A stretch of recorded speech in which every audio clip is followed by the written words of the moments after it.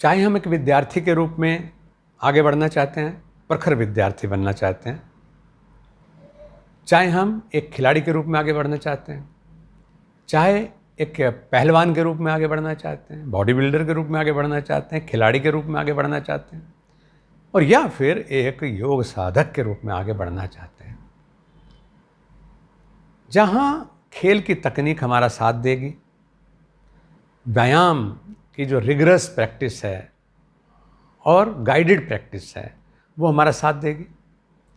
और ऐसे ही योग साधना में जो गुरुपदिष्ट मार्गेण योगमेव समभ्यसेत, गुरु जी का मार्गदर्शन, आशीर्वाद और हमारा श्रम हमारा साथ देगा, वहाँ हमारा जो आहार है वो भी हमारा साथ देगा।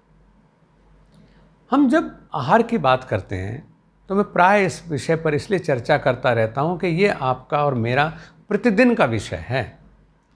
और खाने से पहले मैं आपसे कई बार ये बात पहले भी संभवतः कही कि क्यों खाऊं, कितना खाऊं, कैसे खाऊं, कहाँ खाऊं, किसके हाथ से खाऊं, इन सब चीज़ों के मामले में हमें चूज़ी होना चाहिए। यानी हमारी पसंद इस पर निर्भर होनी चाहिए कि इन कसौटी पर हमारा भोजन खरा उतरता है। नहीं, हम केवल इस बात पर रह जाते हैं कि जो प्रोटीन हमें अंडा में, मांस में मिलता है और ऐसा लोग कहते हैं, तो वो हमें दालों में, दूध में कहाँ मिल जाएगा, क्या उतना प्रोटीन उतना काफ़ी है? ऐसी शंका पैदा ही क्यों होती है? ऐसी शंका पैदा होती है अज्ञानता से, क्योंकि ज्ञान जो है वो तो हमें श्रद्धा दिलाता है, विश्वास दिलाता है, और विश्वास अपने सिस्टम्स पे, अपने ऊपर और गुरुजनों पर, अपनी विद्या पर, तो उसमें शंका को स्थान नहीं होता।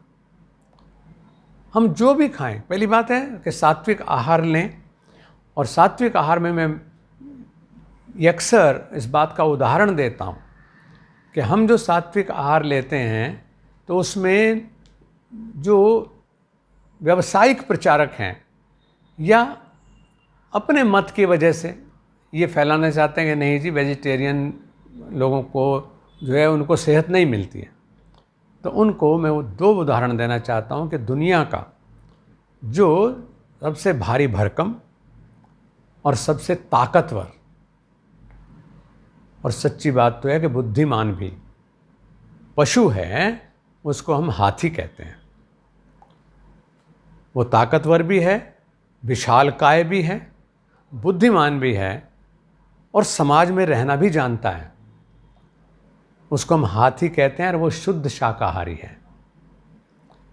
अपने वजूद में जो छोटा सा जीव है, उसकी चंचलता, उसकी तत्परता, उसकी ऊर्जा का स्तर, उसकी स्फूर्ति, और अपने शरीर की जो सीमा है, मर्यादा है, उसमें ताकत के हिसाब से देखें तो बंदर, वानर, वो भी शाकाहारी है। और फिर मैं भी शाकाहारी हूँ, जो एक स्पोर्ट्समैन के रूप में अगर बॉडी बिल्डिंग करी तो फिर अपने शरीर से तिगुना वजन, दुगने की तो बात सोच लेते हैं, लेकिन अपने शरीर से तिगुना भार उठा करके मैंने बॉडी बिल्डिंग के अभ्यास किए। यानी मैं 68 किलो वजन का व्यक्ति और 200 से लेकर के 225 किलो तक का भार उठा करके स्क्वैटिंग यानी उठक बैठक करने का अभ्यास मैंने किया। और प्योर वेजिटेरियन का मतलब सचमुच सिवाय शाकाहार के, दुग्धाहार के मैंने कोई आहार कभी नहीं लिया, या फिर इंद्रियों के द्वारा सात्विक आहार लिए मैंने कि जो मेरे सिस्टम्स को ताकत दें। बहुत से लोगों ने सवाल किए पिछले कुछ कार्यक्रमों में कि गुरुजी क्या खाते थे, तो मैंने अब भी अगर आपको बताऊं तो पहले तो बहुत कम लोगों को विश्वास होगा, और अगर विश्वास भी हो जाए तो ये कहेंगे हमारे बस का तो ये नहीं है, क्योंकि खाना जो है वो केवल स्वाद के लिए नहीं होता है, स्वास्थ्य के लिए होता है। और सबसे बड़ी चीज़ है कि स्वास्थ्य भी समग्र, यानी हमारा शरीर भी और इसके साथ साथ मन, बुद्धि, अहंकार ये भी स्वस्थ हों। तो मैंने तो बहुत साधारण परिस्थितियों में जिया हूँ। मेरे जीवन पर कुछ डॉक्यूमेंट्रीज़ भी दूरदर्शन ने बनाई, भारत सरकार ने, विदेशों में बनी, ABC ऑस्ट्रेलियाई ब्रॉडकास्टिंग कॉरपोरेशन ने बनाई, अमेरिका के लोगों ने बनाई, उन पर इसमें चर्चा भी हुई। तो मैंने वहाँ पर इस चीज़ को बहुत क्लियर से समझाया कि स्वास्थ्य वो है जो सामान्य भोजन में व्यक्ति बना सकता है। अगर 5-7 लोगों का खाना मैं अकेले खा करके एक बलिष्ठ शरीर बना भी लूँ तो उसकी प्रोडक्टिव वैल्यू क्या होगी। मैंने तो पहले ही 5 लोगों का हक मार लिया। तो मैंने वहाँ पर बताया, आज आपसे ही बता रहा हूँ कि हम तो 10 बच्चे थे परिवार में अपने माता पिता के, और सारे भाई बहनें सभी स्वस्थ बलिष्ठ, केवल इसलिए कि सात्विक भोजन और सहज, जैसे मोटा पहनना मोटा खाना। तो मेरा जो भोजन बॉडी बिल्डर के रूप में रहा, तो वो आप आश्चर्य करेंगे कि क्योंकि मेरी आस्था है ये, और आस्था ये है कि स्वस्थ रहने के लिए बहुत पैसा होना ज़रूरी नहीं है। क्योंकि जितने भी पक्षी हैं, जितने पशु हैं, वन में विचरण कर रहे हैं, उनका कोई भी आमदनी का सोर्स नहीं है, कोई उनको अरेंज्ड फूड नहीं मिलता है। उनको जो मिल गया उसमें ही काम चलता है उनका, और वो दीर्घजीवी भी होते हैं, अपनी अपनी आयु पूरे जीते हैं और ज़्यादातर निरोग होकर के जीते हैं। तो मैं उनसे प्रेरणा लेता रहा। मेरे पास ये सब के इतने बादाम खाएं, इतने घी खाएं, इतना मक्खन खाया, इतने प्रोटीन एक्स खाए, इतने जो है मतलब फूड सप्लीमेंट्स लिए, ये सब कुछ हमें रिकमेंडेड नहीं था। हमें रिकमेंडेड ये था कि साधारण भोजन, ब्रह्मचर्य का पालन, उचित व्यायाम और अपनी दिनचर्या को ठीक करो। उतना करके हमें सब कुछ मिला। और उसमें, क्योंकि जिस समय मैं सबसे पहली प्रतियोगिता बड़ी जीती, उसमें मैं दिल्ली श्री बना, और एक बार नहीं, लगातार 2 बार बना। तीसरी बार भी फिर लोगों ने कहा कि नहीं, अब इस बार आप रहने दो, तब जा कर के मैंने उसको छोड़ा। और लगातार चैम्पियनशिप मिलती थी हमें। और उस समय हमारे घर में तब गाय भी नहीं थी, तो उस समय हम दूध का विकल्प भी हमारे पास नहीं था। लेकिन ये सोचते थे कि जब साधारण भोज में सब लोग स्वस्थ रह सकते हैं तो मैं क्यों नहीं। तो मेरा शक्ति तो संयम में है। तो मैं देखता था कि ये जो सबसे ताकतवर जीव है, जिसको हम शूकर कह देते हैं, सूअर है सूअर, वो क्या खाता है। मैंने ध्यान से देखा कि वो धरती को अपनी थूथड़ी से खोद करके दूर्वा की जड़ खाता है। दूर्वा समझते हैं, जो पूजा में आप इस्तेमाल करते हैं, दूब, तो दूब की जड़ को वो सेवन करता है। वो उसकी ताकत का रहस्य है। दूर्वा के अंदर बड़ी शक्ति होती है। इसलिए लगभग हर मंगल कार्य में जो जीवनी शक्ति का स्रोत है, वो उसको मानते हुए दूर्वा की पूजा जरूर करते हैं। तो मैंने दूर्वा को लेना, उसको घोटना, उसको पीसना और उसको पी जाना। ऐसे ही हम अभी जब नवरात्र भी आएंगे आगे, तो आप खेतरी बोएंगे, तो जौ और गेहूं को बो करके और 9 दिन लगातार बो करके, इन 9 गमले में हम निरंतर बोते रहते थे, और उसमें जो 9वें दिन तैयार होता था लगभग 9 इंच का फसल, तो उसको निकाल करके उस हरा जो हिस्सा है उसको धो करके काट करके उसको पीस करके हम लोग पेय के रूप में उसका सेवन करते थे। मैं देखता था कि हाथी इतना बड़ा ताकतवर जीव है, ये क्या खाता है। तो मैंने अध्ययन किया और पाया कि उसका जो मोस्ट फेवरेट फूड है वो पीपल की कोंपले खाता है, वो गन्ना खाता है। तो वही मैंने अपना भोजन बना लिया। तो पीपल के जो फल, पीपल की कोंपल, उससे ऑक्सीजन की पूर्ति बहुत ज़्यादा होती थी। और आज भी आयुर्वेद में जो अस्थमा के रोगी हैं, फेफड़ों के रोगी हैं, उनको पीपल का चूर्ण जो है, पीपल के फलों का चूर्ण, वो दिया जाता है, तो उसको हम सेवन करते थे। पीपल की कोंपल, उसको पका करके, उसको पीस करके उसका हम सेवन करते थे। और फिर खाए चना रहे बना, चना का हम सेवन करते खूब और प्रतिदिन।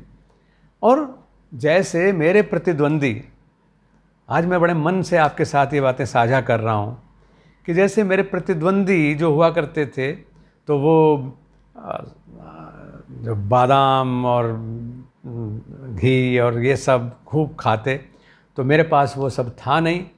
तो मैं चना को बादाम समझ करके पीसता था, यानी अंकुरित चना पीसना, उसको बिल्कुल अच्छे से बादाम की तरह घोट करके, और आपको शायद ये अटपटा लगे और आप करने में सोचें हाय ऐसा कैसे खा सकता है आदमी, लेकिन मैं सरसों का तेल मिला करके और उसमें शक्कर मिला करके, कोई लोग जो हैं उसमें जो है मतलब बादाम में काले मिर्च और शहद वो सब मिला के सेवन करते थे। मेरे पास वो था नहीं, तो मैं उस समय मतलब बादाम का विकल्प मेरे पास चना, उसमें 52% प्रोटीन है, तो क्या हुआ, मेरे चने में जो है 44% प्रोटीन है। उसके बाद मुझे कोलेस्ट्रॉल से बचना है, इसलिए मैं सरसों का तेल प्रयोग करता था। मुझे एनर्जी चाहिए, तो उसके लिए मैं गुड़ और शक्कर प्रयोग करता था, और फिर मैं उसको उसी रुचि के साथ खाता था, और भगवान का धन्यवाद करके। तो बात बताने का उद्देश्य ये है कि एक तो आपको विश्वास हो जाना चाहिए, ख़ास तौर से मेरे उन युवा बच्चों को कि जिन्हें अभाव में रह करके, अभाव के बहाने से वो अपने प्रयास को छोड़ देते हैं। उन्हें नहीं छोड़ना चाहिए। अभाव अगर कहीं है तो केवल आपकी इच्छा शक्ति का है। इच्छा शक्ति जगा लें तो आप सबसे कम साधन में भी अच्छे से अच्छा विकास कर सकते हैं। एक चीज़ ये ज़रूर ध्यान करिएगा कि हम क्या खाते हैं वो इतना महत्वपूर्ण नहीं है, हम कैसे खाते हैं ये महत्वपूर्ण है, कब खाते हैं ये महत्वपूर्ण है। तो इन चीज़ों के बारे में भी हमको पता चलना चाहिए। अक्सर ये होता है कि फ़लाँ बॉडी बिल्डर, फ़लाँ पहलवान पाव भर बादाम खाता है, तो मैं उनके ऊपर तरस खाता हूँ। मैंने कहा पाव भर बादाम जो है वो पता नहीं कितने लोगों को अच्छा स्वास्थ्य दे सकता है, ये अकेला ही इसे खाया जा रहा है, इसका फ़ायदा इसको पता ही नहीं कैसे खाना चाहिए।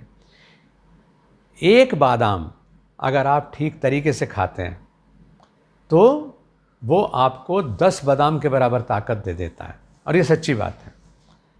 बादाम को आप भिगोइए रात्रि में, उसको उसी एक बादाम को, अगर आपके पास ज़्यादा हैं तो 5 बादाम बहुत होते हैं, 5 बादाम को जैसे चंदन घिसते हैं ना पत्थर के ऊपर, इस तरह से घिस करके उसको दूध के रूप में बना लीजिएगा। और उसका सेवन अगर आप गर्मी के मौसम में या किसी ऐसे स्थान पर है जहाँ पर गर्म टेम्परेचर है तो वहाँ पर सेवन करते हैं, तो उसका ब्रह्मी और शंख पुष्पी के साथ, उसका सफ़ेद मिर्च के साथ घोट करके और दूध में मिला करके, और नहीं तो जल में ही मिला करके उसको आप पी जाएं। शहद मिलता हो तो शहद उसके अंदर मिला लें, शहद नहीं मिलता है तो शक्कर उसके अंदर मिला लें, उसका सेवन करें। ये तो बात है, या खांड बल्कि सर्दियों गर्मी के मौसम में। और अगर वो मौसम बदल गया, अब सर्दी का मौसम शुरू होने वाला है, तो उसी बादाम का, क्योंकि वो केवल ताकत के लिए नहीं है, वो आपकी आँखों के लिए है, वो आपकी मानसिक यानी जो ताजगी है, तरोताज़गी है, उसको देने के लिए है, वो आपके हृदय को बल देने के लिए है। तो उसको आप सेवन करते हैं।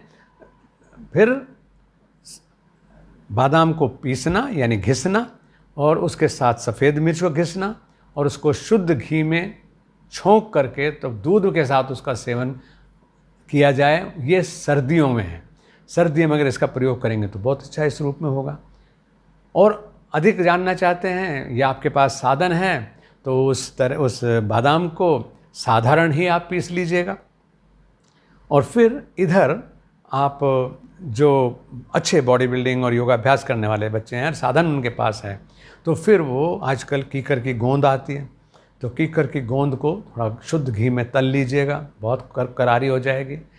तो वो कीकर की गोंद घी में तली हुई, इधर बादाम का पाउडर, उधर जो आपका गोला है वो क्योंकि आपके जोड़ों की तकलीफ़ों को वो ख़त्म करता है,